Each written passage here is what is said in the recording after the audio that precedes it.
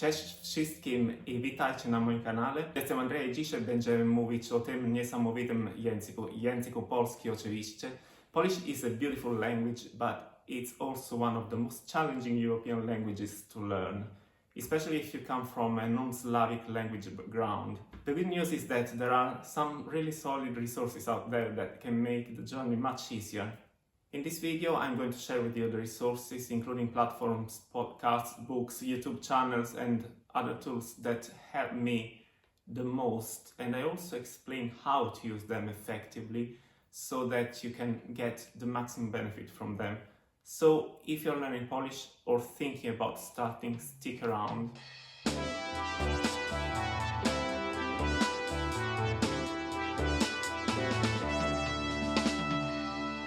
Hi everyone and welcome to Andrea Marino Polyglot Experience.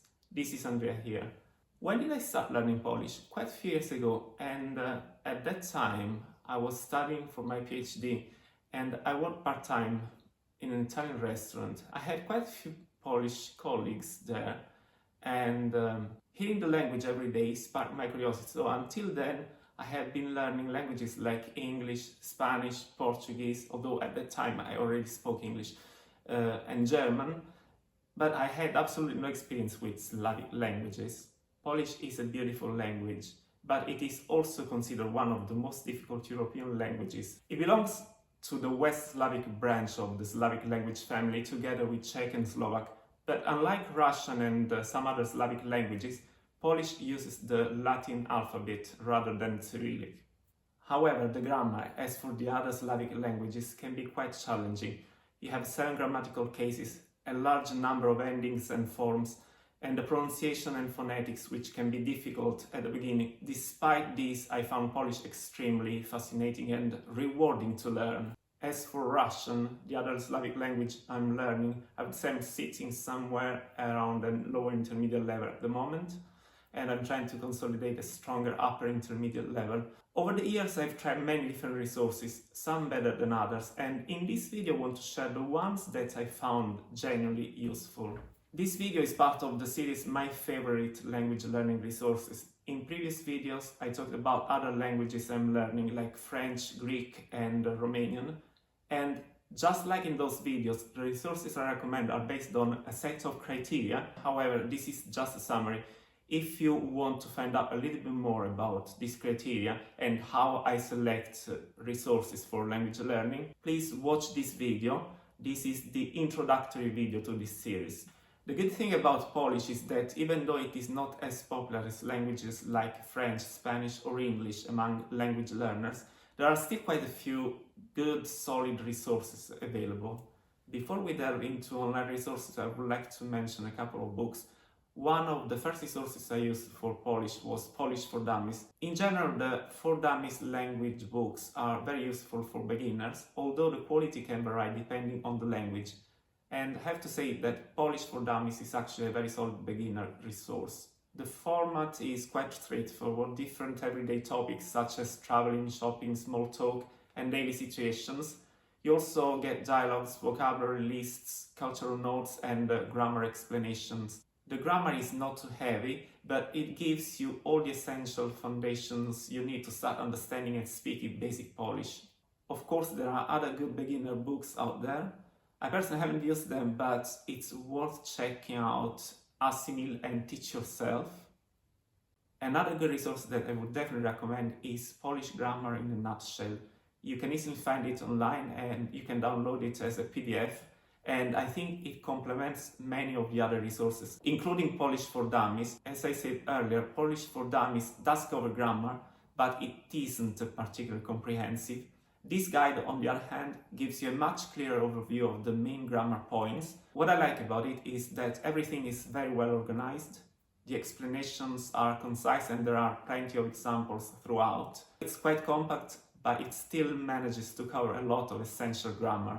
For me, it's one of those resources that you can keep coming back to whenever you need to clarify a grammar point or refresh your memory. Another resource many people use is Duolingo. Disclaimer, I'm not a big fan personally, but I know many people use it, so it's worth mentioning. It can be useful at the very beginning to get familiar with the language, pronunciation, the sounds, and the basic phrases, but then you need to move on to better resources. But beyond that, it is quite limited. The Polish course in particular is relatively small compared to other more popular languages on Duolingo.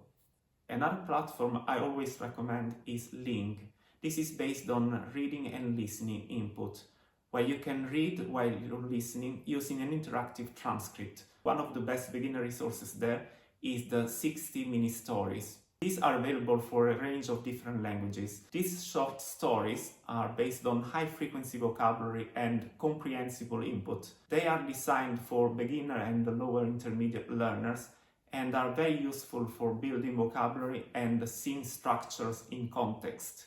Each story has two versions, with each version using different tenses, present and past for example, or different perspectives like first person and third person for example. And at the end there are questions and answers which help reinforce the language. So this is definitely one of the strongest beginner resources.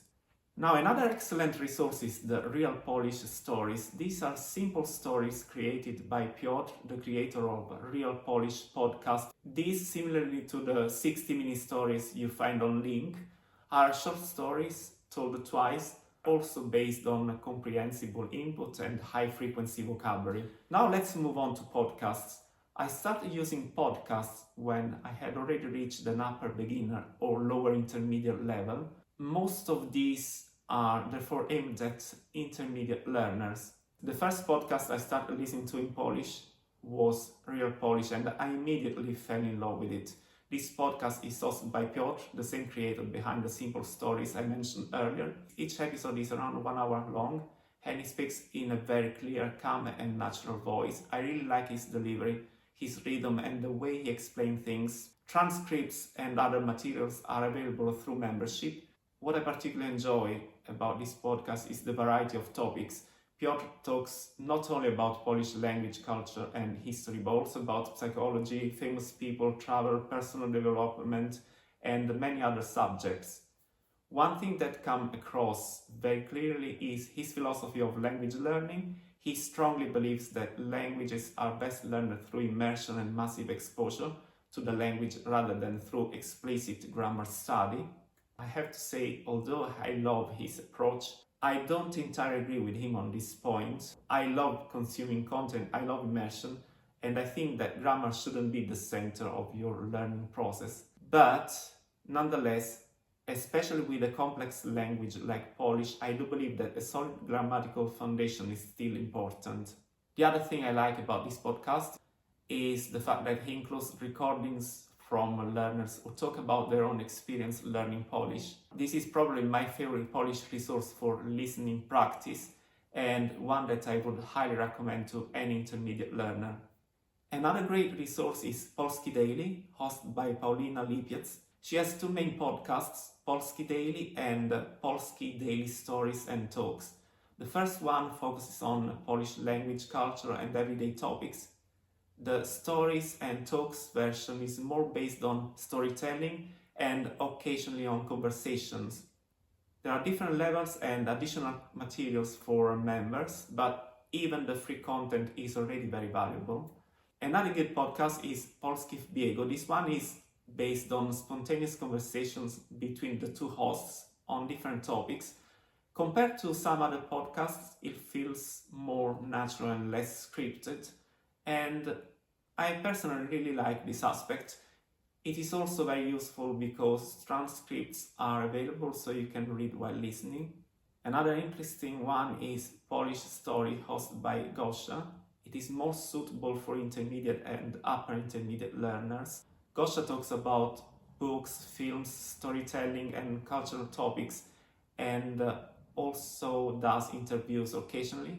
Another podcast I've occasionally used is Swoński Język Polski, hosted by Agnieszka, and this covers Polish culture and language topics. And finally, the last podcast is Płynie po polsku, Learn Polish with Anna. Anna is qualified Polish teacher and she also speaks several languages. She is a language learner herself, so she brings both a teaching and a learning perspective. This podcast includes solo episodes and conversations, and she covers a variety of cultural topics, including Polish history. This is a very good resource for intermediate learners, but not all episodes are fully available for free. In some cases, you can only listen to a preview. To access the full content, including complete episodes, transcripts, and extra exercises, you need to join her membership. And now my favorite YouTube channels.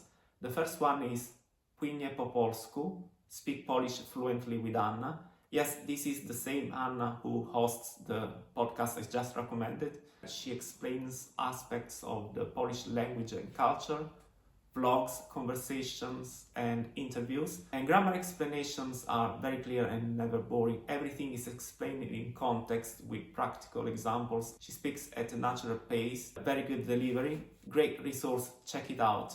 Another excellent channel, Dorota is a Polish teacher, and I would especially recommend this channel if your focus is grammar and if you want to learn it in a more structured, clear way, but very engaging at the same time. What I really like about her approach is that grammar is always presented in context with plenty of useful examples and expressions, rather than just abstract, boring rules to memorize. Another amazing resource is Easy Polish. This is part of the Easy Languages network, which is quite well known and which I keep recommending because it consistently produces high quality content both on YouTube and on podcast platforms. Easy Polish includes street interviews, vlogs, slow Polish videos, vocabulary for beginners, and so on. And their content is organized in level-based playlists from A1 to C1. The street interviews can be quite challenging because they are completely natural and spontaneous, but very useful for listening practice. And last but not least, Polish with Blondes, run by a mother and two daughters, focusing on grammar and language aspects. This is a good resource for beginners and lower intermediate learners. They use quite a lot of English in their beginner contents, but there are also videos fully in Polish, so it becomes more immersive at higher levels. And this is the last resource for today. So overall, Polish has a very good range of resources available. It is not as limited as languages like Romanian or Hungarian, but it is still not as saturated as major languages like French or Spanish. The main challenge is not the lack of content, but choosing the right resources for your level and learning style. That's it for today. Thank you for watching this video until the end. Please let me know in the comments what resources you use and what has worked for you. I'd also be interested to hear your biggest challenges with this beautiful and at the same time complex language. If you enjoyed this video, please don't forget to like and subscribe. If you know someone who's learning Polish, please share this video with them. I'll see you in the next one. Bye for now.